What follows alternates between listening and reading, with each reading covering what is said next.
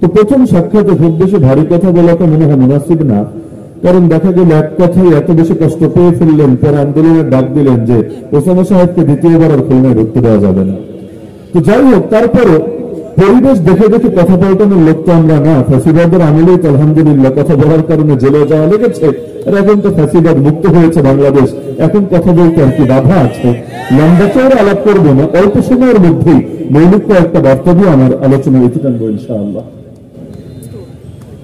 এক নম্বর বিষয় হলো আল্লাহ রাসূল সাল্লাল্লাহু আলাইহি ওয়াসাল্লাম 40টা বছর পর্যন্ত এই মক্কায় যে অবস্থান করলেন, তার উপর প্রকাশ্যে হেরা গুহা ওহী নাযিল হওয়ার আগে এই 40টা বছর একটা মানুষও তো তাকে গালি দিল না, সমালোচনা করল না, তার গায়ে হাত তুলল না, তাকে হত্যা করার জন্য কোন ষড়যন্ত্র করল না, তার সাথী সঙ্গীদেরকেও তাদেরকেও জুলুমের আওতায় আনলো না। কিন্তু 40টা বছর হওয়ার পর হঠাৎ করে কি এমন হয়ে গেল, আপনও পর হয়ে গেল, যারা এতদিন বন্ধু ছিল তারাই দুশমনে পরিণত হলো। এমনকি সে আবুল আহাব, যে আবুল আহাব আল্লাহ রসুলের জন্মে খুশি হয়ে নিজের বাদিয়ার বাসীটাকে পর্যন্ত আজাদ করে দিয়েছিল, সে আবুল আহাবই কিনা প্রকাশ্যে দাওয়াত দেওয়ার পরে পাহাড়ের চূড়ায় উঠে আল্লাহ রসুল প্রতিটা গোত্রের নাম নিয়ে নিয়ে যখন আলাদা করে দাওয়াত দিলেন, সে আবুল আহাবই কিনা সবার আগে আঙ্গুল উঁচিয়ে উঁচিয়ে আল্লাহ নবীর সামনে বাদবি করল, তাব্বান লাকা ইয়া মুহাম্মদ আলিহাযা জামাতানা, হে মুহাম্মদ ধিক্কার তোমাকে, তুমি কি আমাদেরকে জমা করেছো ফালতু কথা শোনানোর জন্য? নাউযুবিল্লাহি মিন যালিক। যার জবাবে আল্লাহ রাব্বুল আলামিন 30 নম্বর পরে আস্তে একটা সূরা নাযিল করে দিলেন, তাব্বাত ইয়াদা আবি লাহাবি ওয়া তাব। তো কি এমন হয়ে গেল যার জন্য আপন আপন মানুষগুলো, এই পরম প্রিয় মানুষগুলো পর্যন্ত দুশমনি করতে শুরু করলো? কিছু তো একটা হয়েছিল, সেই কিছুটা কি জিনিস এটা যতদিন বুঝতে না পারবেন, ইসলামের সঙ্গে জাহেলিয়াতের মূল দ্বন্দ্বটা কোথায়, তাওহীদের সঙ্গে শিরকের মূল সংঘর্ষটা কোথায়, যুগে যুগে নবীদের সঙ্গে নেতার নেত্রীদের ঝামেলাটা কোথায়, কিছুতে বুঝতে পারবেন না, বরং পুরো বিষয় ধোঁয়াশার ভেতরে থাকবে এবং নিজে ইসলামের ব্যাপারে চরম অজ্ঞতার ভেতরে থাকবে। পুরো ইতিহাস ঘাটে কোরআন মাজিদে তো সব নবীর নাম পাবেন না, মাত্র 24-25 জন নবীর নাম পাবেন পুরো কোরআন খোঁজাখুঁজি করলে। যাদেরটা পাবেন না, যাদেরটা পেয়েছেন, প্রতিটা নবীর ইতিহাস পড়লে এই বাস্তবতার সামনে পাবেন, তাদের সম্প্রদায়ের খেটে খাওয়া মানুষরা, গরিব দুঃখী জনতারা, নিঃস্ব অসহায় শ্রেণীরা, শ্রমিক মজদুররা প্রাথমিকভাবে স্বতঃস্ফূর্তভাবে স্বেচ্ছা প্রণোদিত হয়ে তাদের পথে কাটার ইচ্ছায় নেই, বরং নবীদেরকে সবচাইতে বেশি চ্যালেঞ্জ মনে করেছে নেতা গোষ্ঠীরা, সভাসদবর্গরা, রাজা বাদশারা, ক্ষমতাসীনরা, তারাই নবীদের বিরুদ্ধে ময়দানে নেমেছে। এবং এই গরিব দুঃখী জনতা যেহেতু ওদের অধীনস্থ হয়ে আছে, এই জনতাকে নবীদের বিরুদ্ধে কাজে লাগাতে চেয়েছে। তার মানে একটা বার্তা স্পষ্ট, আপনি যদি নবী ইব্রাহিমের জীবনেই পড়েন, নবী মুসার জীবনেই পড়েন, নবী ঈসার জীবনেই পড়েন, নবী মুহাম্মদ রাসূলুল্লাহ সাল্লাল্লাহু আলাইহি ওয়াসাল্লামের জীবনেই পড়েন, নবী নূহের জীবনেই পড়েন, আলাইহিস সালাতু ওয়াস সালাম, যার জীবনেই পড়েন এই কমন চিত্রটা দেখতে পাবেন। কোন যুগে সেই বাতিলের নাম হয়তো ফেরাউন, কোন যুগে নাম হয়তো নমরুদ, কোন যুগে নাম হয়তো আবু জাহাল, আবু লাহাব, উতবা, শাইবা, কিন্তু কি ঝামেলা এই নেতাদের। এমনকি একটা শব্দ কোরআনের পাতায় পাতায় বারবার পাবেন, আল মালা, ওয়া ক্বালা আল মালাউ মিন কওমি ফিরআউন, মিম লাম হামজা, মালাউন। মালাউন মানে কি? সভাসদ বর্গ, রাষ্ট্রের বাদশার আশপাশে যারা থাকে, তার মন্ত্রী পরিষদের সদস্যরা, তার আমলারা, তার প্রশাসনিক কর্মকর্তারা। এই মালাউন শব্দটা বারবার পাবেন, প্রশংসার জায়গায় না, নিন্দার জায়গায়। এই মালাউন শ্রেণী ফিরআউনকে খেপিয়ে তোলে, কি জন্য? যাতে নবী মূসাকে হত্যা করে ফেলে, তার জন্য যাতে তার দেশের সব কিছুকে সে বন্ধ করে। এই যে যুগে যুগে এই জালেমরা নবীদেরকে চ্যালেঞ্জ মনে করে, কিসের জন্য? তার মানে এই দুনিয়ার বাতিলরা নবীদেরকে মূলত তাদের ক্ষমতার জন্য প্রতিদ্বন্দ্বী মনে করে। কারণ ক্ষমতার জন্য যদি প্রতিদ্বন্দ্বী মনে নাই করতো, তাহলে সবার আগে গরিব দুঃখী জনতাই তো নবীদের বিরোধিতা করা দরকার ছিল। কিন্তু দেখা যায় গরিবরা সবার আগে কালেমা পড়ে মুসলমান হয়ে যায়। এই বেলাল রাদিয়াল্লাহু আনহু কি পরিচয় তার! এই যে আম্মার, ইয়াসির, খুবাইব, খাব্বাব রাদিয়াল্লাহু আজমাইন, প্রথম যুগের মুসলমানদের ইতিহাস পড়লে এর মধ্যে কয়জন পাবেন একেবারে হাই প্রোফাইল ব্যক্তিত্ব? আর কিছু কিছু অবশ্যই ছিলেন। আবু বকর রাদিয়াল্লাহু আনহু আছেন, ওসমান রাদিয়াল্লাহু আনহু আছেন, ওমর রাদিয়াল্লাহু আনহু আছেন। কিন্তু বড় একটা অংশই তো এমন যারা আসলে সমাজের খুব নিম্ন শ্রেণী, বাহ্যিক মানুষের চোখে। এমনকি নবী নূহ আলাইহিস সালামের জীবনে পড়লে দেখবেন তার সম্প্রদায় এসে আপত্তি করেছে এখানে যে তোমার উপর কিভাবে ঈমান আনবো, দেখো ওয়াত্তাবাআকাল আরযালুন, তোমার অনুসারী হয়ে আছে সমাজের বিক্লাসরা, সমাজের নিম্ন শ্রেণীরা। আমরা রাজা বাদশাহ হয়ে, আমরা এলিট হয়ে, আমরা সুশীল হয়ে, প্রগতিশীল হয়ে কিভাবে তোমাদের দলে ভিড়তে পারি যখন তোমাদের দলে এইরকম গরিব দুঃখী জনতারা থাকে? কি এমন কারণ আছে যে কারণের জন্য তারা চ্যালেঞ্জ মনে করে নবীদেরকে? এই কারণের নামই হলো লা ইলাহা ইল্লাল্লাহ। দলিল, আল্লাহ রাসূল সাল্লাল্লাহু আলাইহি ওয়াসাল্লাম যখন দাওয়াত দিতে শুরু করলেন, একদিন আবু জাহাল এই গং এসে ধরল আবু তালেবকে, তোমার ভাতিজাকে থামাও। আল্লাহ রাসূলকে ডাকালেন, আবু তালেব দেখো তো তোমার এলাকার মুরব্বীরা তোমার উপর ক্ষিপ্ত, তারা তোমাকে থেমে যেতে বলছে, কি করলে তুমি থামবা? আল্লাহ রাসূল বললেন, চাচা তাদেরকে বলে দেন তারা যদি একটা মাত্র বাক্য মেনে নেয় তাদের সাথে আমার আর কোনো দ্বন্দ্ব থাকবে না, আমাকে নিয়ে তাদের আর কোনো টেনশন করা লাগবে না। জাস্ট একটা বাক্য তারা মেনে নেয়, আর কোন ধরনের কোন সমস্যা এলাকার ভেতরে থাকবে না। আবু জাহেল মহা খুশি, বলে উঠল, নাম ওয়া আবিকা আশরা, মুহাম্মদ তোমার বাপের কসম খেয়ে বললাম, বাক্য একটা না বাক্য 10টা বলবো, একবার না প্রয়োজন 10 বার বলবো, লেকিন এক বাক্যের জন্য এত ঝামেলা করার কোন দরকার আছে? কি বলা লাগবে জলদি বলে ফেলো। আল্লাহ নবী বললেন, তাহলে বলেন লা ইলাহা ইল্লাল্লাহ মুহাম্মাদুর রাসূলুল্লাহ। আবু জাহেল বলে উঠল, এটা তো সম্ভব না, আজআলাল আলিহাতা ইলাহান ওয়াহিদা ইন্না হাযা লাশাইউন উজাব। 23 নম্বর পারা সূরা সাদে আল্লাহ তাদের কথা উল্লেখ করে দিয়েছেন। তারা বলল, এত মাবুদকে মাত্র এক মাবুদে পরিণত করেছে, এত মাবুদ মিলেই পারে না আমাদের অভাব দূর করতে, আমাদের সমস্যা সমাধান করতে, মাত্র এক মাবুদ কি করবে? ইন্না হাযা লাশাইউন উজাব। এটা তো বড়ই আশ্চর্যজনক ব্যাপার, বড়ই বিস্ময়কর কথা।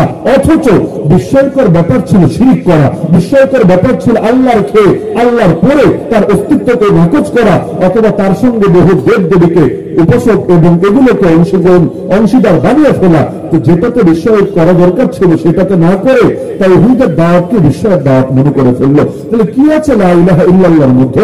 লা ইলাহা ইল্লাল্লাহ তো আমিও বলি, লা ইলাহা ইল্লাল্লাহ তো আপনিও বলেন, হ্যাঁ বলি, কিন্তু বাংলাদেশের মতো সংখ্যাগরিষ্ঠ যে মুসলিম দেশগুলো আছে, যেগুলোতে মুসলমান তো সংখ্যাগরিষ্ঠ বটে, কিন্তু দীর্ঘকাল ধরে ইসলামের শাসন না থাকতে সেকুলারিজম, ধর্মনিরপেক্ষতাবাদ রন্ধে রন্ধে ঢুকে গেছে।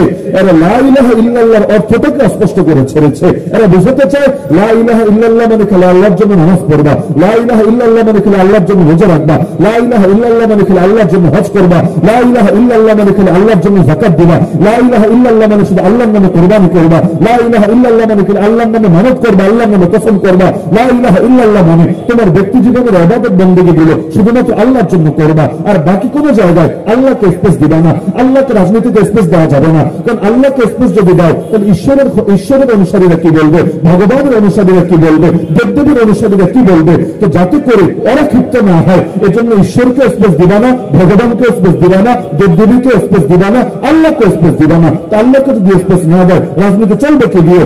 বলে দিবে স্পষ্ট ভাবে, রাজনীতি আল্লাহর দেওয়া বিধান দিয়ে চলবে না, রাজনীতি চলবে মানুষের দেওয়া বিধান দিয়ে। তার মানে আল্লাহর জায়গায় মানুষকে প্রতিস্থাপিত করা হচ্ছে যে আল্লাহ তুমি মসজিদে সীমাবদ্ধ থাকো, আল্লাহ তুমি মাদ্রাসা সীমাবদ্ধ থাকো, আল্লাহ তুমি মাহফিল খানকার মার্কাজে সীমাবদ্ধ থাকো। রাজনীতি চলবে মানুষের বানানো আদর্শ দিয়ে, অর্থনীতি চলবে সুদের ভিত্তিতে, পুঁজিবাদের ভিত্তিতে, মানুষের বানানো আদর্শ দিয়ে, আইন কানুন চলবে কোরআন দিয়ে না, সুন্নাহ দিয়ে না, সেটাও মানুষের বানানো আদর্শ দিয়ে। বিচার আচার চলবে মানুষের বানানো আদর্শ দিয়ে, আইন কানুন চলবে মানুষের বানানো আদর্শ দিয়ে, সংবিধান লেখা হবে মানুষের বানানো আদর্শ দিয়ে, সভ্যতা সংস্কৃতি চলবে মানুষের বানানো আদর্শ দিয়ে, বিনোদন হবে সেটা মানুষের বানানো আদর্শ দিয়ে, এমনকি ফ্যামিলি ল চলবে সেটাও মানুষের বানানো আদর্শ দিয়ে। আল্লাহকে কোণঠাসা করে রাখা হবে খুবই ক্ষুদ্র একটা জায়গার ভেতরে। এভাবে অফার যদি আবু জাহেলকে দেওয়া হতো, আবু জাহেল নারাজ হতো না, বলতো ঠিক আছে। কেন? কারণ হলো জাহেলি যুগে আল্লাহ নবী সাল্লাল্লাহু আলাইহি ওয়াসাল্লাম 40 বছর দাওয়াত শুরু করার আগে যে ইবাদত করেন না বিষয়টা এমন না, লম্বা লম্বা ইবাদত করেছেন। হেরা গুহায় গিয়ে মাসের পর মাস কি করলেন? ইবাদত তো করেছিলেন।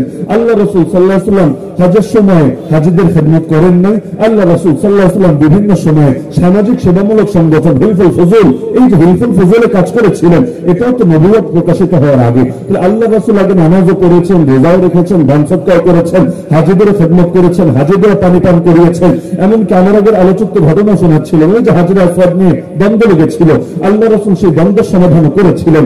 এগুলোর কারণে কেউ তার উপর ক্ষিপ্ত হয়নি। যদি নামাজের কারণে ক্ষিপ্ত হতো, আল্লাহ রাসূল যখন হেরা গুহায় গিয়ে নবীর উপর অ্যাটাক করে দিত, কই তখন তো মারলো না।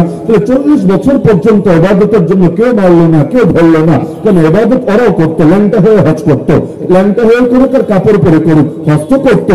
আরে ওরাও নামাজ পড়তো, যদিও কখনো সেজদা আল্লাহরে দিত আর কখনো দেবদেবীরে দিত। ওরাও দান সদকা করতো, যদিও দান সদকা করার ক্ষেত্রেও অনেক সময় তারা শিরিক করে ফেলতো, বিভিন্ন ভুল নীতি প্রয়োগ করতো। তার মানে মূল ঝামেলা ছিল নামাজে না, মূল ঝামেলা ছিল রোজায় না, মূল ঝামেলা ছিল হজে না, মূল ঝামেলা ছিল লা ইলাহা ইল্লাল্লাহ তাওহীদে, অর্থাৎ সব ক্ষেত্রে আল্লাহর একত্ব স্বীকার করার মাঝে। ওরা আল্লাহর অস্বীকার করতো না, ওরা মানতো আল্লাহকে। নাস্তিক ছিল না। নাস্তিক শাহবাগে থাকতে পারে, নাস্তিক ধাবিতে থাকতে পারে, নাস্তিক খুলনায় থাকতে পারে, কিন্তু আবু জাহেল আবু লাহাব নাস্তিক ছিল না, বরঞ্চ তাদের কথা কোরআনে আছে, ওয়ালা ইন সাআলতাহুম মান খালাকাস সামাওয়াতি ওয়াল আরদ ওয়া সাখখারাশ শামসা ওয়াল কমর লা ইয়াকুলুন্না আল্লাহ। হে নবী, আপনি যদি ওদেরকে জিজ্ঞাসা করেন আসমান জমিন কে সৃষ্টি করেছে, চাঁদ সূর্য কে পরিচালনা করে, মুশরিক হয়ে জবাব দিবে আল্লাহ করে। তা আল্লাহ যদি করে, ইবাদত আল্লাহর কর না, এটা আর পারবে না। তার মানে আল্লাহর অস্তিত্বকে স্বীকার করে, কিন্তু সব জায়গায় আল্লাহর সামনে নিজেকে সঁপে দিতে পারে না। ইসলাম মানে কি? ইসলাম মানে আত্মসমর্পণ করা। মুসলিম তাকে বলে, মুসলিম তাকেই বলে যে আত্মসমর্পণ করেছে আল্লাহর সামনে। কিন্তু এই বাংলাদেশের মধ্যে ইসলাম কায়েমের প্রতি সবচাইতে বড় বাধা কোথায়?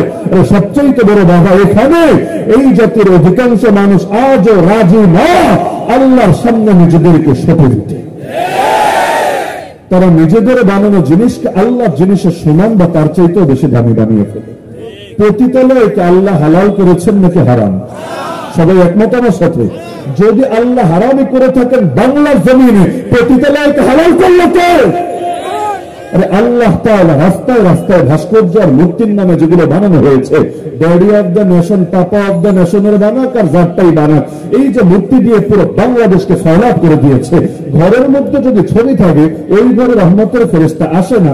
সেখানে অলিতে গলিতে হাটে ঘাটে মাঠে যদি এভাবে মূর্তির বর্ণনা বয়ে দেওয়া হয়, পূজার মূর্তি না, বরঞ্চ যেই মূর্তিগুলোর কারণে কেউ পূজা তো করবেই না, উল্টো এগুলোর কারণে শুধু রহমতের ফেরেশতা আসবে না। তা আল্লাহ রাব্বুল আলামিন তো এগুলোকে হালাল করেন নাই, বাংলাদেশ এগুলো হালাল করলো কে?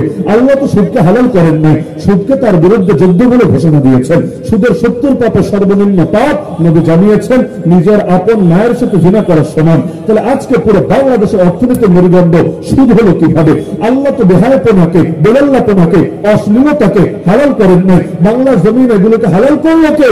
নায়ক নায়িকা, গায়ক গায়িকাদেরকে সর্বোচ্চ সম্মান দেওয়ার অধিকার দিলটাকে, এমনকি আলেমকে কখনো রাষ্ট্রীয় পুরস্কার না দিলেও ওদের জন্য সবসময় স্পেশাল মর্যাদা, বিভিন্ন পদক বরাদ্দ রাখার অধিকার দিলটাকে। আর যারা জিনা ছড়িয়ে দেয় মুসলমানের ঘরে ঘরে, আর যাদের কোনো অবদান নাই এই দেশে, না রাজনীতির অঙ্গনে, না জনমানুষের ভেতরে, না কোনো সেবামূলক সংগঠনে, শুধুমাত্র মুসলমানের ঘরে ঘরে বা বিচার ছড়িয়ে দিতে পেরেছে। আল্লাহ মাহমুদ শফিকে তেতুল হুজুর বলে গালি দিয়েছে, প্রকাশ্যে সমকামিতার পক্ষে দালালি করেছে, এমনকি ফাঁসিরাদের পা নিজে তো চেটেছে, নিজের দৌড় দিয়ে পর্যন্ত চাপিয়েছে। এইরকম লোকগুলোকে ধরে ধরে উপদেষ্টা বানানোর অধিকার কে দিয়েছে? আল্লাহ দিলেন একটা, বান্দা বানিয়ে দিল আরেকটা। আল্লাহ চাইতে নিজেরটাকে দামি বানিয়ে ফেললো। কোরআনের বিরুদ্ধে কথা বললে জেলে গিয়েছে এমন নজির কয়টা আছে? কিন্তু সংবিধান লঙ্ঘন হয়েছে এই নিচে অজুহাত দিয়ে কত হাজার হাজার আলেমকে, তালেবুল ইলমকে, তাওহীদ জনতাকে বছরের পর বছর কারাগারে ফেলে রাখা হয়েছে। এর হিসাব দিবে তাকে। কোরআনের বিরুদ্ধে কথা বললে সমস্যা নেই, কিন্তু আপনি ওদের মানব রচিত সংবিধান, যার মধ্যে বিভিন্ন কুফর ঢোকায়া ছাড়বে, যেমন যে সংবিধানের ভেতরে থাকে সকল ক্ষমতার মালিক জনগণ, যেই সংবিধানের ভেতরে থাকে সার্বভৌমত্বের মালিক আল্লাহ না, সার্বভৌমত্বের মালিক নাকি জনগণ, তা জনগণ নামে, বাস্তবে ওরা নিজেরা। জনগণের কোন সার্বভৌমত্ব এই দেশে না 71-এর পরে ছিল, না আজ 2024 পর্যন্ত আছে। সবসময় ওরা যা মনে চায় তা করেছে আর জনগণের নামে চালিয়েছে। বাস্তবে জনগণের মত নেই নেই। যে সংবিধান আজও চেপে আছে মাথার উপরে, 72-এ সংবিধান লেখার পর তবে জনগণের মত নিয়েছে, ম্যান্ডেট নিয়েছে, কিছুই নেয় নাই। চালিয়েছে জনগণের নামে, বাটপারি করেছে নিজেরা। কিন্তু যেই সংবিধানের ভেতর থাকে সকল ক্ষমতার মালিক জনগণ, ওই সংবিধান মুসলমানের সংবিধান হয় কিভাবে? যে সংবিধান থেকে বিসমিল্লাহির রহমানির রহিম মাইনাস করা হয়, আল্লাহর উপর পূর্ণ আস্থা বিশ্বাসকে মাইনাস করা হয়, যে সংবিধানে ইসলাম আর কুফরকে সমমর্যাদার বলে উল্লেখ করা হয়, যে সংবিধানের মধ্যে বিভিন্ন কুফরি ধারাগুলোকে অন্তর্ভুক্ত করা হয়, ওই সংবিধান মুসলমানের সংবিধান, মুসলিম সংখ্যাগরিষ্ঠ রাষ্ট্র সংবিধান হয় কিভাবে? তাহলে দেখা যাচ্ছে লা ইলাহা ইল্লাল্লাহর প্রশ্নই মূল সমস্যা। মূল ঝামেলা ইবাদতে না, মূল ঝামেলা আকীদায়, ঈমান নিয়ে। কেন? কারণ মক্কার বুকে কয়টা আমল ফরজ হয়েছিল ইতিহাস বলে দেখেন। রমজানের রোজা ফরজ হয়েছে মদিনায়, হজ ফরজ হয়েছে মদিনায়, যাকাত ফরজ হয়েছে মদিনায়, জিহাদ ফরজ হয়েছে মদিনায়, কোরবানির বিধান এসেছে মদিনায়, পর্দার বিধান এসেছে মদিনায়, মদ নিষিদ্ধ হয়েছে মদিনায়। আর মক্কায় কি হয়েছে? শুধু মেরাজের সময় আল্লাহ তাআলা 5 ওয়াক্ত ফরজ নামাজের বিধান দিয়েছেন, এটাও মোটামুটি মক্কা শেষ দিকে। তাহলে আল্লাহ নবীকে এই যে মক্কায় দাওয়াত শুরু করার পর থেকেই এত মারলো, এত গালি দিল, এত জুলুম করলো, আল্লাহর কসম করে বলি, আরে আমার গায়ে তো নবীর গালের চাইতে বেশি দামি না, নবীর গালে তো চড় মারা হয়েছিল, আরে আমার গলা তো নবীর গলার চাইতে বেশি দামি না। আল্লাহ নবী নামাজে দাঁড়ালে তার গলায় চাদর পেঁচিয়ে শ্বাসরুদ্ধ করে হত্যা করে ফেলার চেষ্টা করা হয়েছিল, আরে আমার গা তো নবীর গায়ের চাইতে বেশি দামি না, নবীর গায়ে পাথর ছুটতে ছুটতে তার দেহটাকে রক্তাক্ত করে ফেলা হয়েছিল, আরে আমার পেট তো নবীর পেটের চাইতে বেশি দামি না, তাকে ক্ষুধার জ্বালায় পেটে পাথর রাখতে হয়েছিল, মাসের পর মাস শুধু পানি আর খেজুর খেয়ে কাটিয়ে দিতে হয়েছিল, আরে আমার সময় তো নবীর সময়ের চাইতে বেশি দামি না। আল্লাহ নবীকে 3 বছরের বেশি সময় অবরুদ্ধ, যেটা কারারুদ্ধের চাইতে কঠিন অবস্থা, সেভাবে অবরুদ্ধ করে রাখা হয়েছিল। আরে আমার বাপ চাচার দাম আল্লাহ নবীর বাপ চাচার চাইতে তো বেশি না। আল্লাহ নবীর আপন চাচার বুক চিরে কলিজাটা পর্যন্ত বের করে চিবিয়ে খেয়েছিল। কি অপরাধ ছিল নবী? কি করেছেন তিনি? আরে তার চাইতে উত্তম কোনোদিন কেউ ছিল না, কোনোদিন কেউ হবে না। আল্লাহর পর সবচাইতে দামি তিনি, আল্লাহর পর সবচাইতে সম্মানী তিনি, আল্লাহর পর সবচাইতে মর্যাদাবান তিনি। এমনকি তিনি আরশের চাইতেও দামি, কুরসির চাইতেও দামি, লৌহ কলমের চাইতেও দামি, তামাম মাখলুকাতের চাইতে দামি।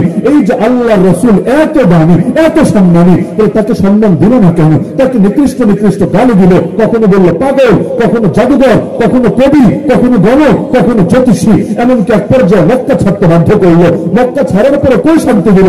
9.5 বছরে 27টা যুদ্ধ করতে হলো, আর 47টা ময়দানে বাহিনী পাঠাতে হলো। কি করেছিলেন তিনি? তিনি শুধু একটা অপরাধী করেছিলেন ওদের নজরে।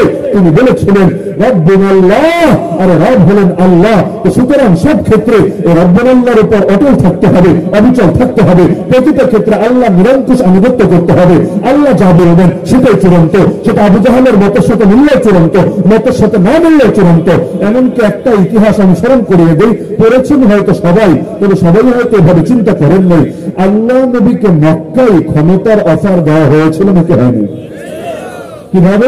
নবীকে বলেছে, ভাতিজা তুমি কি চাও বলো, নারী চাইলে আরবের সবচাইতে সুন্দরী নারী এনে দেব, সম্পদ চাইলে সম্পদের পাহাড় বানিয়ে দেব, আর যদি ক্ষমতা চাও তোমাকে নেতা মানতে আমাদের কোনো দ্বিধা নেই, কোনো আপত্তি নেই, তোমার চরিত্র এতটাই মহানুভব, তোমাকে দারুন নবুয়া নামক পার্লামেন্টের মেম্বার বানিয়ে দিব। মক্কা একনায়কতন্ত্র ছিল না, সেখানে একজনের কথাই, সেই ফেরাউন ও নমরুদের জামানার মতো একজনের কথাই চূড়ান্ত ছিল না। যদি মক্কায় একনায়কতন্ত্র থাকতো, আল্লাহ নবীকে হত্যার রায় দিতে ওদের 13 বছর লাগতো না। 13 বছর কেন লেগেছে? মনে করেন আবু জাহেল বলছে চল মুহাম্মদকে মেরে ফেলি, কিন্তু আবু তালেব বলছে খবরদার, মোহাম্মদকে যদি মারতে আসিস তোরা কিন্তু কেউ আসতে থাকবি না।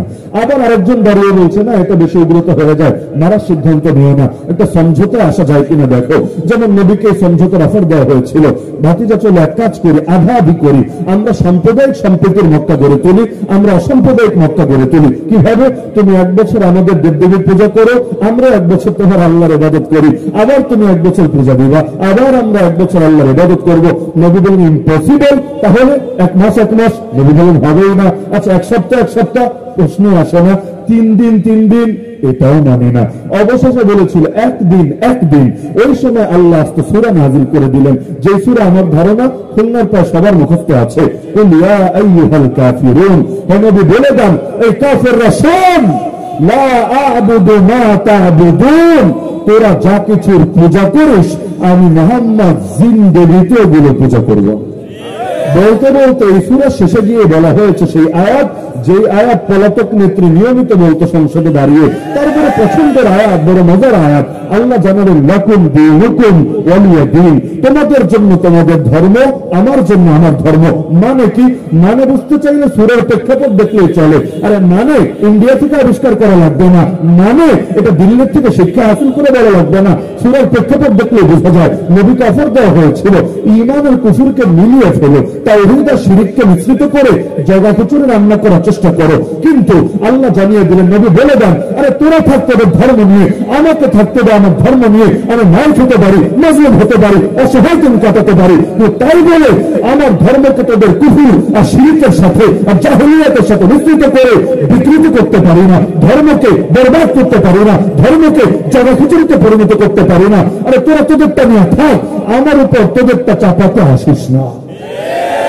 তাহলে যে আয়াত ছিল ঈমান রক্ষার আয়াত, ওই আয়াতকে বানিয়ে দেওয়া হয়েছে ধর্ম নিরপেক্ষতাবাদের আয়াত। কোরআন দিয়ে সেকুলারিজমের দলিল, কোরআন দিয়ে শিরকের দলিল, কোরআন দিয়ে কুফরের দলিল। এটা যদি কোরআনের সামনে অবমাননা না হয়, অবমাননা কাকে বলে? তাহলে এই যে আল্লাহ নবীকে মক্কায় ক্ষমতার অফার দেওয়া হয়েছিল, নিলেন না কেন? একটা জটিল প্রশ্ন। নবীর দুয়ারে এসে ক্ষমতার অফার দেওয়া হচ্ছে, মুহাম্মদ তুমি চাইলে নেতা মেনে নেব, রাজি হলেন না কেন? আপনি হলে তো হতেন, আমি হলে হয়তো হতাম, নবী হলেন না কেন? এটা যদি বুঝে ফেলেন, এই যে তাওহীদ আর শিরকের সংঘর্ষের গুরুত্বপূর্ণ যে পয়েন্টটা আমি ফোকাসে আনতে চাচ্ছি, আরো বেশি ক্লিয়ার হতে পারবেন ইনশাআল্লাহ। নবী হন নাই এজন্য, হ্যাঁ এই ব্যাখ্যা দিয়ে লাভ নাই যে আল্লাহ নবী তিনি ক্ষমতা চান নাই, তিনি পাওয়ার চান নাই। অবশ্যই পাওয়ার চেয়েছেন, পাওয়ার যদি না চান মদিনায় গিয়ে পাওয়ার কেন গ্রহণ করেছেন? তখন কেন আমিরুল মুমিনিন তিনি হয়েছেন? পাওয়ার অবশ্যই লাগবে। ইসলামের পক্ষে পাওয়ার ব্যয় হবে না তো কুফরের পক্ষে পাওয়ার ব্যয় হবে নাকি? হকপন্থীদের পাওয়ার থাকবে না তো বাতিলপন্থীদের পাওয়ার থাকবে নাকি? আরে যারা কোরআন সুন্নাহ চেতনা ধারণ করে ওদের যদি পাওয়ার না থাকে, তাহলে তো দিল্লিবাদীরা ওদের পাওয়ার দিয়ে এদের নাম নিশানা মুছে দেওয়ার চেষ্টা করবে। পাওয়ার তো লাগবে। সিংহের পাওয়ার না থাকলে শিয়ালি রাজায় পরিণত হবে, আর সিংহের যদি পাওয়ার থাকে, হুঙ্কার দেওয়া মাত্র শিয়াল মামারা লাশ গুটিয়ে পালাতে বাধ্য হবে। পাওয়ার লাগে। এজন্য আমাদের ইমামরা লিখে দিয়েছেন, আস-সাইফু ইয়াইনু আলা ফাহমিল হক, তরবারি হক বুঝতে সাহায্য করে। কারো কাছে একটু জটিল মনে হতে পারে, যাদের কাছে জটিল মনে হবে 28 নম্বর পারার সর্বশেষ পৃষ্ঠা সূরা হাদীদের আয়াতটা দেখে নিতে পারেন। ওয়া আনজালনাল হাদীদ ফীহি বাসুন শাদীদ ওয়া মানাফিউ লিন-নাস ওয়া লিয়া'লামাল্লাহ মান ইয়ানসুরুহু ওয়া রুসুলুহু বিল গায়ব। আল্লাহ বলেন, আর আমি নাযিল করেছি লোহা। লোহা লোহা কিন্তু নাযিল হয় না, লোহা তো মাটির নিচ থেকে আসে, নাকি আসমান থেকে নাযিল হয়? লোহা যদি নাযিল হতো মাথার কার আসতে থাকতো না। বৃষ্টি নাযিল হয়, বৃষ্টির সাথে সাথে শিলা মানে এক শ্রেণী পাথর, এগুলো নাযিল হয়, লোহা নাযিল হয় না। লোহা নাযিল হলে উপায় ছিল আমাদের, কিন্তু আল্লাহ এই শব্দ ব্যবহার করছেন, আর আমি লোহাকে নাযিল করেছি।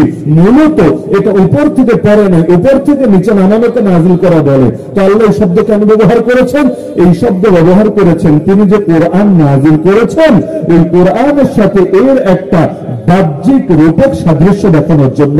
কারণ এর আগে আল্লাহ বলে দিয়েছেন যে তিনি কোরআন নাযিল করেছেন যাতে করে মানুষ ন্যায় প্রতিষ্ঠা করতে পারে। তারপরে তিনি বলে দিচ্ছেন আর লোহাও নাযিল করেছেন, যে লোহার মধ্যে প্রচন্ড রণশক্তি আছে আর মানুষের জন্য বহু উপকার আছে, যাতে করে আল্লাহ জেনে নিতে পারেন কে তাকে এবং তার রাসূলকে সাহায্য করে অদৃশ্য ভাবে। আপনি বলতে পারেন হুজুর লোহার মধ্যে কি উপকার? আরে লোহার মধ্যে উপকার আছে বলেই তো লাজ গুটিয়ে পালিয়েছে।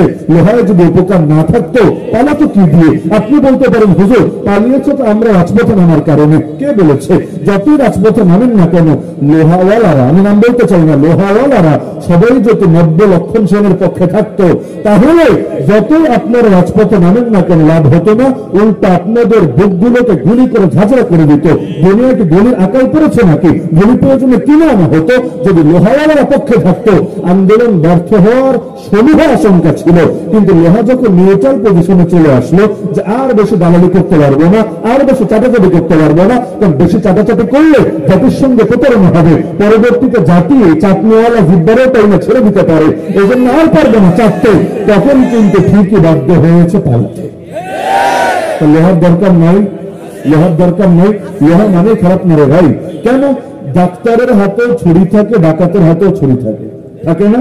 আমি কিন্তু একটু সফট করে বলছি, আমি নর্মালি এত সফট করে বলি না, কিন্তু আগে বলেছি না যে খুলনা আসলাম যেহেতু প্রথমবার, একটু সফট করেই বলি। প্রথম সাক্ষাতে বেশি কষ্ট দিতে নয়, নাহলে আবার বদয়া টদয়া দিবেন আশঙ্কা আছে। ডাক্তারের হাতেও ছুরি থাকে, ডাকাতের হাতেও ছুরি থাকে। দেখতে উভয়টা একরকম হতে পারে, কিন্তু আসলে কি দুই ছুরি এক? ডাকাত ছুরি দিয়ে কোপানো লাগবে না, জাস্ট যদি দেখায় আপনাকে রাস্তায় এই যে মাহফিল থেকে ফিরবেন 12টার সময় এক চিপা গল্লিতে যদি বের করে খালি দেখায়, দেওয়া লাগবে না মায়ের। সারা জীবন যতবার মনে পড়বে দিল থেকে বদয়া বের হয়ে আসবে। আর ডাক্তার খালি দেখানো লাগবে না, ছুরি দিয়ে যদি কেটেও ফেলে, যেমন অনেক নারী পেট কেটে বাচ্চা বের করে আনে, অনেকের অঙ্গে পচন ধরে কেটে এটাকে আলাদা করে ফেলে শরীর থেকে, এতে কিন্তু কেউ বদয়া তো দেয়ই না, উল্টা আসার সময় ইয়া মতো এক বান্ডিল দিয়ে আসে, বান্ডিল তো দেয়, আবার একটা থ্যাংক ইউ দিয়ে আসে, স্যার আপনার থ্যাংক ইউ, আপনি খুব ভালো কাটাকাটি করতে পারেন, কাটাকাটিতে ভীষণ এক্সপার্ট, আগামীতেও যদি আমার ফ্যামিলির কারো কাটাকাটি লাগে নিয়ে আসবো আপনার কাছে সুন্দর মতো কাইটা দিয়ে। তো এই যে দেখা গেল তাকে হাদিয়াও দিল, তারে থ্যাংক ইউ দিল, পরবর্তীতে আবার যাবে এই আশ্বাসও দিল। কেন? আগেরটাও তো ছুরি, পরেরটাও তো ছুরি, ছুরিতে ছুরিতে পার্থক্য কি? আপনি বলবেন দেখতে যদিও দুটি ছুরি, কিন্তু এক ছুরি হলো গজবের ছুরি আর এক ছুরি হলো রহমতের ছুরি। ইসরায়েলের হানাদারের হাতে অস্ত্র, আর হামাসের মহান মুজাহিদিন ইয়াহিয়া সিনওয়ার আর খালেদ মুশালেদ এই যে সৈনিকরা যারা আছে তাদের হাতে অস্ত্র। দেখতে দুটোই অস্ত্র মনে হতে পারে, কিন্তু দুই অস্ত্র এক অস্ত্র না। ইসরায়েলিদের হাতের অস্ত্র, জায়নিস্টদের হাতের অস্ত্র, জঙ্গিবাদের অস্ত্র, টেররিজমের অস্ত্র, সন্ত্রাসের অস্ত্র, গজবের অস্ত্র। আর এই ফিলিস্তিনের মহান মধ্য মুজাহিদদের হাতের অস্ত্র রহমতের অস্ত্র, জিহাদের অস্ত্র, দিন কায়েমের অস্ত্র। আবু জাহেলের হাতে তরবারি, মুহাম্মদ রাসূলুল্লাহ সাল্লাল্লাহু আলাইহি ওয়াসাল্লামের হাতে তরবারি। দেখতে দুটোই তরবারি, তো দুই তরবারি এক না। তরবারিতে পার্থক্য আছে, কাটা দিয়ে কাটা তোলা লাগে, এটাই সিস্টেম। সে তরবারি দিয়ে আসবে আপনার কল্লা ফেলে দিতে। আপনি কি বসে বসে তাসবিহ টিপলেই ফেলে হবে নাকি? বরং এক হাতে তাসবিহ রাখলে আর এক হাতে ওর তরবারির আঘাতকে প্রতিহত করার জন্য আরেক তরবারিও তো রাখা লাগবে। সাইফুন মিন সুয়ুফিল্লাহ, খালিদ বিন ওয়ালিদকে তো নবী নামে দিলেন আল্লাহর তরবারি, আল্লাহর তরবারি। তো তরবারি যদি খারাপই হয় তার নামে আল্লাহর তরবারি দেয় কিভাবে? এই যে তরবারি নিয়ে আসলে আঘাত করতে, আল্লাহ নবী সাল্লাল্লাহু আলাইহি ওয়াসাল্লাম আঘাতকে প্রতিরোধ করলেন এবং উদ্ধত শিরকে জমিনের সাথে মিশিয়ে দিলেন। ফলাফল আল্লাহর জমিন ইসলামের পথে যারা কাটারি ছত এদের অন্তরগুলো, এদের মনোবলগুলো ভেঙে গেল এবং আল্লাহর জমিনে ধীরে ধীরে আল্লাহর দিন ছড়িয়ে গেল। মক্কায় 13 বছর দাওয়াত দিলেন, 1000টা লোক কালিমা পড়ল না। আর যেদিন মক্কা বিজয় করলেন, বিজয়ী দেশে প্রবেশ করলেন, সবাই এবার সামনে বসা হাতে গেড়ে আল্লাহ নবী জিজ্ঞাসা করলেন কেমন আচরণ আশা করো আমার থেকে? এবার পান মারতে শুরু করলো, আখুন কারীম, রাবনু আখিন কারীম, কত ভালো ভাই আপনি, আর কত একজন ভালো ভাইয়ের পুত্র, মানে আপনার মতো ভালো, আপনার মতো মহানুভাব, আপনার মতো মর্যাদাবান, আপনার মতো কেউ বাজার হয় নাকি আমাদের? আরে আপনি আমাদের উপর বেশি উগ্রতা দেখায়েন না, একটু দয়া করেন, একটু মায়া করেন। আপনিও ভালো, আপনার আব্বাও ভালো। এত ভালো এতকাল ছিল কোথায়? এতকাল মায়েদের সময় মনে থাকে না, জুলুমের সময় মনে থাকে না? আরে বিদ্যা নারী সাহাবী সুমাইয়াকে যখন শহীদ করেছে আবু জাহাল নিজের হাতে লজ্জাস্থানে, তার লজ্জাস্থানে বর্ষা দিয়ে এমন যারা আঘাত করেছে, জায়গায় তার পথে সুমাইয়া রাদিয়াল্লাহু আনহা ইন্তেকাল করেছেন, শাহাদাত বরণ করেছেন। তখন মনে পড়ে নাই আল্লাহ নবী ভালো, আল্লাহ নবীর পিতা ভালো না, তখন মনে পড়ে নাই। কিন্তু এখন জানি উল্টা পাল্টা যদি কিছু বলে মক্কার অলি গলি ওদের রক্তের বন্যা প্রবাহিত হবে। এবার পান মারতে শুরু করলো। নবী বললেন ঠিক আছে যাও, আমি তোমাদেরকে সে কথাই বলবো যে কথা নবী ইউসুফ তার ভাইদেরকে বলেছিল। কি কথা? লা তাসরিবা আলাইকুমুল ইয়াউম আনতুমুত তুলাকা, তোমাদের উপর কোনো অভিযোগ নাই, তোমরা সবাই মুক্ত, সবাই স্বাধীন। এই ক্ষমতা কিন্তু 8 বছর আগেও করতে পারতেন। মক্কা থেকে যখন বের হয়ে যাচ্ছেন ওই সময় ক্ষমার ঘোষণা দিয়ে যেতে পারতেন, তখন দিলে কাজ হতো না। তখন বলতে পারে না, দুর্বল, অসহায়, ওরা আবার ক্ষমা করে। তখন ক্ষমাকে উদারতা হিসাবে দেখতো না, মহানুভবতা হিসাবে দেখতো না, ক্ষমাকে দেখতো দুর্বলতা হিসাবে। যেমন আমরা আগে যখন ক্ষমার কথা বলেছি এগুলো ওদের কাছে দামি মনে হয়নি, এখন যদি ক্ষমার কথা বলি এটাকে দামি মনে হবে। পার্থক্য কোথায়? পার্থক্য বিজয়ী অবস্থা আর পরাজিত অবস্থার মাঝে। যখন মানুষ বিজয়ী হয় তখন ক্ষমা করলে দাওয়াতের ব্যাপক উপকার হয়, আর যখন পরাজিত অবস্থায় থাকে যখন সংখ্যায় অল্প থাকে, পৃথিবীতে দুর্বল থাকে, ওই সময় ক্ষমা করলে লোকে ওইটা টিটকারি মারে। এই যে নবীজি ক্ষমা করলেন, ফলাফল এমন ঘর বাকি থাকলো না যেই ঘরে লোকে কালেমা পড়ে মুসলমান হলো না। তাহলে 13 বছরের দাওয়াতের ফল দেখেন। আর এবার তরবারি দাওয়াত যখন আসলো, যদি মারেন নেই, প্রত্যাবাদ করেন নেই, নবী গোটা 27টা যুদ্ধে কয়জনকে মেরেছেন হিসাব বের করেন। আর এক বিশ্বযুদ্ধে যে পরিমাণ মানুষের খুন ঝরেছে, রক্ত ঝরেছে, গোটা ইসলামের ইতিহাস যদি পড়েন 10 ভাগের 1 ভাগ রক্ত ঝরেছে, সব মিলে মুসলমান কাফের সবার রক্ত মিলে এই প্রমাণ জিন্দেগিতে দেখাতে পারবেন না। আল্লাহ নবী এই গোটা 9.5 বছর এতগুলো যুদ্ধ নিজে করে সাহাবীদেরকে করিয়ে যেই পরিমাণ মানুষের রক্ত ঝরেছে জমিনে, এর চাইতে কয়েকগুণ বেশি মানুষের রক্ত ঝরেছে বিগত 16 বছরে। কিন্তু এইটার দিকে নজর ঠিকই যায়, এইটার দিকে নজর যায় না কেন? এটার উপরে সুন্দর সুন্দর লেভেল আছে। কখনো লেভেল হলো উন্নয়ন উন্নয়ন উন্নয়ন, কখনো লেভেল হলো মানবাধিকার মানবাধিকার মানবাধিকার, কখনো লেভেল হলো ওয়ার এগেইনস্ট টেরর। আরে টেররের বিরুদ্ধে, সন্ত্রাসের বিরুদ্ধে যুদ্ধ এক লেভেল যদি লাগিয়ে দেওয়া হয়, ইরাকের লক্ষাধিক শিশুর রক্ত হালাল হয়ে যায়। আর এই 70 বছরের বেশি সময় ধরে ফিলিস্তিনি ভাই বোনদেরকে জুলুম করা যায়, সন্ত্রাসের বিরুদ্ধে যুদ্ধ এক লেভেল লাগিয়ে দিলে ডক্টর আফিয়া সিদ্দিকাকে এই বুড়ো বয়সে এসে আমেরিকার কারাগার নির্মমভাবে বন্দী করে রাখা হয়। আর যার কিডনি গুলো ইতিমধ্যে ড্যামেজ হয়ে গিয়েছে, মুখের দাঁতগুলো পর্যন্ত খসে খসে পড়ে গিয়েছে, এই বুড়ি মানুষটার পর্যন্ত রহম করতে পারছে না, করণ করতে পারছে না। নারীদের এত বড় এত মায়া ওদের কাছে, মালালা ইউসুফজাইকে নিয়ে নোবেল দিতে পারে, কিন্তু এই বুড়ি বয়সে মরার কাছাকাছি পৌঁছে গেছে। এই বলছে ডক্টর আফিয়া সিদ্দিকীকে পারে না কারাগার থেকে মুক্ত করতে, অথচ আল্লাহর বান্দা কি করেছে? শুধুমাত্র তার নামে জঙ্গিবাদের বিচার তওজীহাত তুলে দিয়েছে, ফলাফল ওদের জন্য সব বৈধ হয়ে গিয়েছে। এই যে গোটা দুনিয়া মুসলমান রক্ত রঞ্জিত করেছে, যেই পরিমাণ রক্ত এক আমেরিকার হাতে লেগে আছে, যেই পরিমাণ রক্ত এক আমেরিকার হাতে লেগে আছে, আর অতীত ইতিহাসে সবচাইতে কুখ্যাত লোকেরাও এত পরিমাণ মানুষকে মারে নেই। হাজ্জাজ বিন ইউসুফকে বলা হয় উম্মতের সবচাইতে বড় জালেম। কি করেছে? কয়জনকে মেরেছে? এক হাজ্জাজ বিন ইউসুফ যেই পরিমাণ মানুষকে মেরেছে, এর চাইতে অন্তত 20 গুণ বেশি মানুষের রক্তে আমেরিকার হাত রঞ্জিত হয়ে আছে। এরপরে আর মানবাধিকারের ধ্বজাধারী, এরপরে আর শান্তিকামী। তো বলছিলাম, আল্লাহ নবী তিনি কি ক্ষমতার বিরোধী ছিলেন? না, বরঞ্চ তিনি ক্ষমতার পক্ষে ছিলেন। কেন? কারণ পাওয়ার যদি না থাকে, প্রতিটা ক্ষেত্রে ইসলামকে বিজয় করবেন কিভাবে? যত মাহফিল করেন, যত দাওয়াত দেন, যত মাদ্রাসা করেন, যত তাবলীগ করেন, যত খানকা খোলেন, আরে পার্লামেন্টের মধ্যে ইসলামের বাতিকে কিভাবে জ্বালাবেন? কোর্ট কাচারি থেকে ব্রিটিশ আইন, মানবরচিত আইন, বিভিন্ন কুফরি শিরকি আইন দূর করে আল্লাহর জমিন, আল্লাহর বিধান কিভাবে কায়েম করবেন? এই যে গোটা জাতি রং বেরঙ্গে সুদ ছড়িয়ে গেছে, আর সুদ মানে আল্লাহর বিরুদ্ধে যুদ্ধ। আল্লাহর বিরুদ্ধে যুদ্ধ মানে অর্থনৈতিক ভাবে দুর্ভিক্ষ আসবে আসবে, বেবরকতে আসবে আসবে। জাতিকে কিভাবে বাঁচাবেন? সুদ মানে বৈষম্য বাড়বে, সুদ মানে জুলুম হবে, সুদ মানে আরে 95% মানুষ গরিব থেকে আরো গরিব হবে, বাকি 5% মানুষ ওরা কোটিপতি থেকে আরো কোটিপতি, আরো কোটিপতি, আরো কোটিপতি হতেই থাকবে। কেউ টাকা রাখার জায়গা হতে পারবে না, আর কেউ দিন আনতে গেলে পান্তা ফেরাবে। তো কিভাবে দূর করবেন? আল্লাহ নবীজি তিনি মক্কায় কেন ক্ষমতা নিলেন না? এজন্যই নিলেন না, মক্কায় যদি ক্ষমতা নিতেন, যেহেতু সেখানে তার কথাই চূড়ান্ত হতো না, বরঞ্চ একসাথে বৈঠকে বসত। বসার পর নবী বলতেন, আচ্ছা শোনো, চোরের সাজা হলো তাকে হাত কাটা হবে। আবু জাহেল বলতো, কুল ভাতিজা কুল, চোরের সাজা হলো আগে দলের না বিরোধী দলের এটা দেখতে হবে। যদি দলের লোক হয়, হাতে একটা চুমু দিতে হবে, এবং সেখানে বলতে হবে কানে কানে, বেটা একাই খাবি, একা একা খেলে হবে না, কিছু দিয়ে খা, তুইও খুশি থাক, আমাদেরও খুশি রাখ। আর যদি বিরোধী দলের হয়, হাত কবজি থেকে না, প্রয়োজনে একেবারে কনুই থেকে অথবা বাহু থেকে কেটে দেওয়া হবে। আবুল আহাব বলতে থাক, এগুলো বেশি বাড়াবাড়ি হয়, তাহলে 6 মাসের জেল দিয়ে দাও, সব সমাধান হয়ে যাবে। এভাবে এক একজন এক এক মত দিত। সব মত নেওয়ার পরে কখনো নবী পাস, কখনো আবু জাহাল পাস, কখনো আবুল আহাব পাস। তার মানে কখনো ফয়সালা যেত আল্লাহর পক্ষে, কখনো ফয়সালা যেত আল্লাহর বিপক্ষে। নাউযুবিল্লাহ মিন যালিক। অথচ আল্লাহ যে ফয়সালা দিবেন, রাসূল যে বিচার করবেন, সেটাই চূড়ান্ত। এই ব্যাপারে কারো টি শব্দ করার অধিকারও নাই। কোরআন বলে দিচ্ছে, ফালা রাব্বিকা লা ইউমিনুন হাত্তা ইউহাক্কিমুকা ফীমা শাজারা বাইনাহুম। আর আল্লাহর কসম, ততদিন পর্যন্ত লোকেরা ঈমানদার হতে পারবে না যতদিন না নিজেদের সব ঝামেলার ব্যাপারে হয় নবী তোমাকে চূড়ান্ত বিচারক হিসাবে মেনে না নেবে, এবং তুমি যে বিচারই করো অন্তরে কোনো দ্বিধা রাখবে না, আর তোমার বিচারের সামনে নিজেদেরকে সঁপে না দেবে।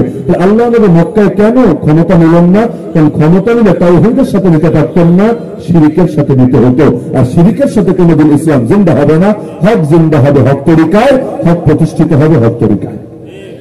তাহলে এবার বোঝেন আল্লাহ নবী এই যে মক্কায় 13টা বছর দাওয়াত দিলেন, যদিও বেশ কষ্ট হলো, যদিও বেশ রক্ত ঝরলো, যদিও 1000টা লোক কালেমা পড়ে মুসলমান হলো না, কিন্তু আলহামদুলিল্লাহ সুম্মা আলহামদুলিল্লাহ সুম্মা আলহামদুলিল্লাহ এই 13 বছরের মেহনতের বরকতে বীজ লাগালেন মক্কায়, ফসল উঠল মদিনায়।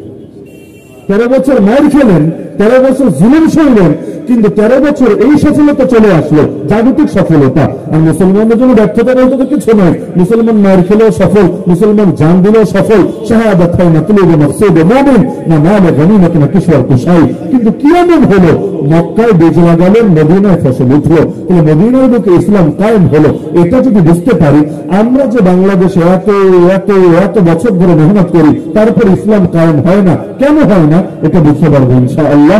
এবং যদি আমরা আল্লাহ রাসূল সাল্লাল্লাহু আলাইহি ওয়াসাল্লামের আদর্শটা নিতে পারি, ইনশাআল্লাহ বাংলার জমিনে ইসলাম বিজয়ী হবে ইনশাআল্লাহ।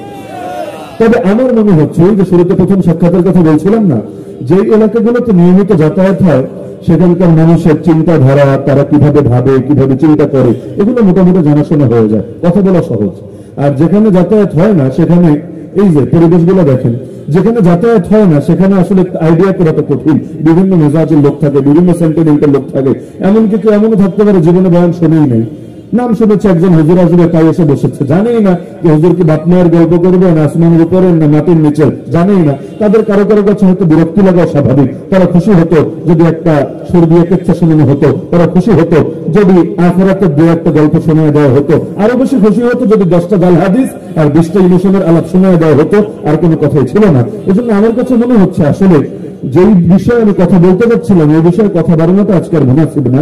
এজন্য আলোচনা আমি দীর্ঘ করবো না, শুধু একটা বার্তা দিব। শুধু শিরোনাম একটা শোনা গেলাম যে আল্লাহ নবী 13 বছরের দাঁত, মাত্র 13 বছর, স্বাধীন বাংলার বয়সে 53 বছর।